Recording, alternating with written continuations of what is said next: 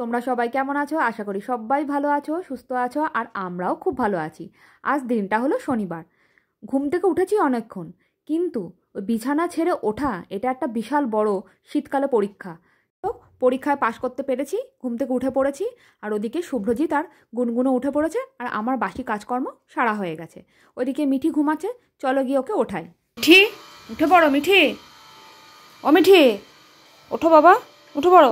ওঠো মা, ওঠো ওঠো, আর দেরি করো না, আর দেরি করো না, উঠে পড়ো, উঠে পড়ো বাবা।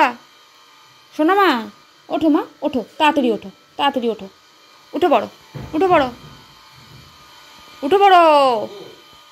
একটুও নড়ছে না, কি অবস্থা দেখো। তা দেখলে মিঠিকে ওঠানো চারটিখানি কথা না, লাস্টে ওর বাবা ওঠাতে পারলো, বকে ধরে ওঠাতে পারলো নাকি ওর পরীক্ষা শেষ। কে কাকে বলে বলো, আমি আর পারছি না এই ঘুম থেকে ওঠানো। শীতকালটা যেন একটা বিশাল পরীক্ষা হয়ে দাঁড়ায় আমাদের কাছে। আর আজকে রান্নায় করব আলু পোস্ত, আর করব ফুলকপি আলুর তরকারি, আর করব হলো গিয়ে মুগ ডাল সবজি দিয়ে। তাহলে চলো তোমাদের সাথে একটু গল্প করে নিই। এটা একটা সত্যি কথা, জানো তো, কালকে যখন বাস্কেটবলে আমরা খেলতে গেছিলাম, মিঠিকে নিয়ে গেছিলাম, তখন একটা আমাদের সাথে বিশাল ঘটনা ঘটেছে। মিঠির আমার ব্যাগের মধ্যে যে টাকাটা ছিল, ওটা পার্স থেকে আমার পড়ে গেছিলো। আমি কোনো কারণে হয়তো খুলেছিলাম পার্সটা, কোনো কারণে হয়তো খুলে পড়ে গেছিলো টাকাগুলো। 450 টাকা মতন আমার ব্যাগে ছিল। কিছুক্ষণ পর ওই রাস্তা দিয়ে আমরা যখন আবার ঘুরে আসছি, টাকাটা আবার কুড়িয়ে পেয়েছি। ঠাকুরের কৃপায় বলতে নেই 450 টাকাটা পাওয়া গেছে। মানে কি বলবো, অদ্ভুত। শুভ্রজিৎ কুড়িয়ে পেয়ে বলছে, এই মা দেখো কার টাকা পড়ে আছে, আর আমার হাতেই দিচ্ছে। আমি কারো টাকা না গো, এটা তোমার বইয়েরই টাকা, এই দেখো।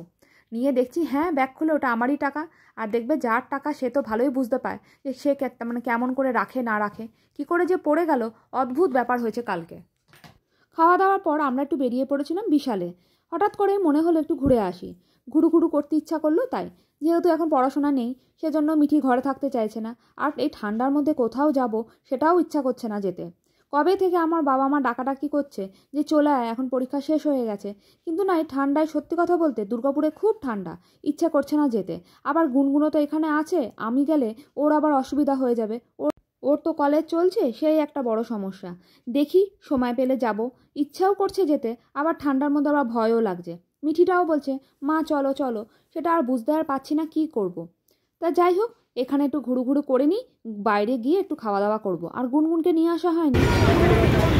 আইসক্রিম খাবে ও?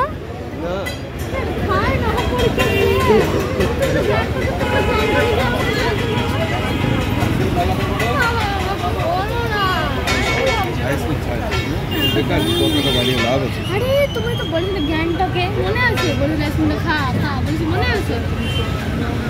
মনে পড়েছে।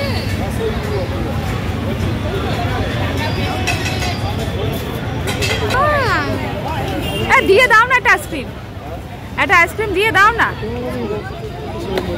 যাই হোক, যেটা বলছিলাম, গুনগুন এখন বড় হয়ে গেছে তো অত বেশি আমাদের সাথে বেড়াতে চায় না, ওর বাবা মার সাথেও বেড়াতে চায় না, এখন বন্ধু বান্ধবদের সাথে খুব বেড়াতে চায়। আর আমরা আইসক্রিম খেয়ে নিলাম। মিঠি কোনো মতেই শুনলো না, ওকে আইসক্রিম কিনে দিতে হলো। আমিও বললাম খাই না, কি হয়েছে। শীতকালে শুভ্রজিৎ আমাদের কিছুতেই ঠান্ডা জিনিস খেতে দেয় না, কেন মিঠির আর আমার দুজনেরই গলার খুব প্রবলেম আছে, শুভ্রজিতেরও আছে। আর যাই হোক, আমরা তাও জোর করে আইসক্রিম কিনেছি। আর এদিকে শুভ্রজিৎকে দিয়েছিলাম ফোনটা ধরতে, কি যে দেখাচ্ছিল, হাত থেকে রেগে মেগে ফোনটা আমি নিয়ে বললাম তুমি যাও তোমার কাজে, আমাকে দাও আমার ফোনটা। ফোন নিয়ে আমি ভিডিও করতে শুরু করে দিলাম।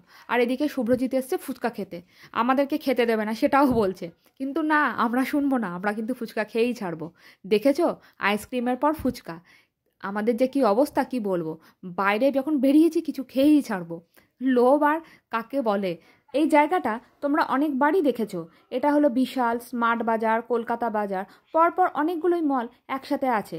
তাই এখানে এলে না টাইমটা পাস হয়ে যায়। দেখো তোমরা চিনতে পারছো কিনা।